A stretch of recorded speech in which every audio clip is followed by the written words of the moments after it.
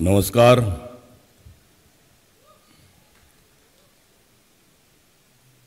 व्यासपीठावरील माननीय मुख्यमंत्री देवेंद्रजी फडणवीस, माननीय उपमुख्यमंत्री अजितदादा पवारजी, सांस्कृतिक मंत्री आणि आमचे मित्र आशिषजी शेलार,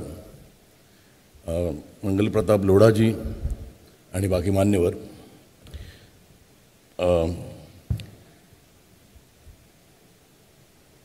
ही बाहुली माझ्याकडे खूप वर्षापूर्वी मला मिळाली होती आणि त्यानंतर मिळतच गेली होती. खूप हा जो राज्य पुरस्कार आहे, ही बाहुली खूप प्रिय आहे मला आणि खूप आहेत माझ्याकडे बाहुल्या यांचा मला सार्थ अभिमान आहे. पण आज या बाहुलीचं महत्त्व फार मोठं आहे. एका गोष्टीचा आनंद आहे, सध्या मराठी चित्रपटसृष्टी ही खूप योग्य हातात आहे आणि त्याचा प्रवासही उंचावत चालला आहे, त्याचा आनंद आहे. आणि तुम्ही एवढं करतात, आम्ही खात्री देतो की हे वर्ष आम्ही पण तुम्हाला अशी एक गिफ्ट देऊ की मराठी सिनेमा पुन्हा त्या दैदिप्यमान पदावर असेल.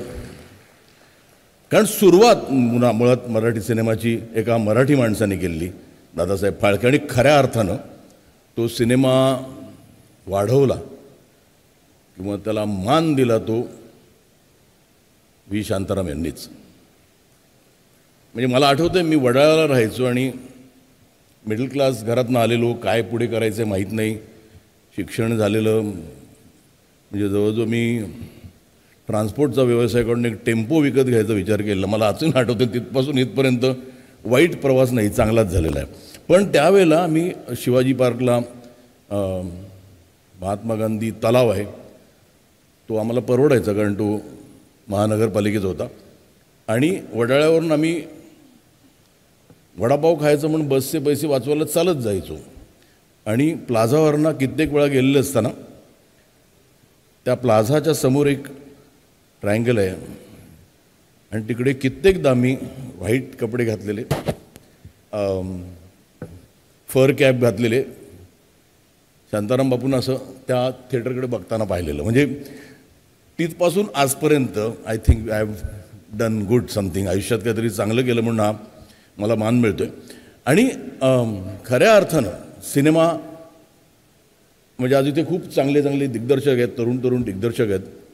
आणि मराठी सिनेमा आज नॅशनल अवॉर्डला पण ज्यावेळेला 3 सिनेमे आमचे येतात त्यावेळेला तो खूप आनंदाचा क्षण आहे. आणि त्यांना मला एकच सांगावं वाटतं की अफाट दिग्दर्शक, अफाट म्हणजे तुम्ही त्यांची फिल्मोग्राफी बघितलीत तर त्या काळात माणूस, शेजारी, डॉक्टर कोटणीस की अमर कहाणी, म्हणजे फिनॉमिनल तसे पिक्चर आजही निघत नाही आहेत.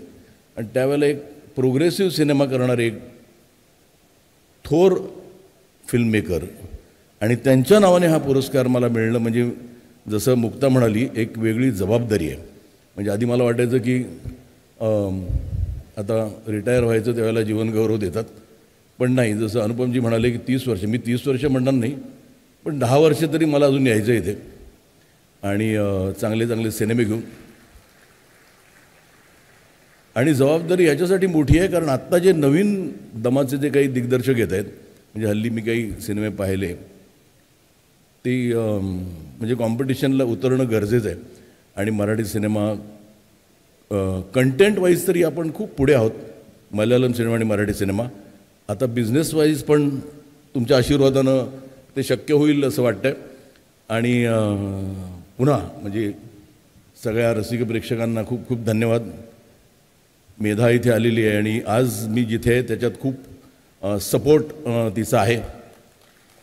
खूप लोकांचे आभार मानायचे पण सगळ्यांना नाही ते मानता येणार. पण पुन्हा एकदा धन्यवाद महाराष्ट्र राज्याचे आणि जय महाराष्ट्र.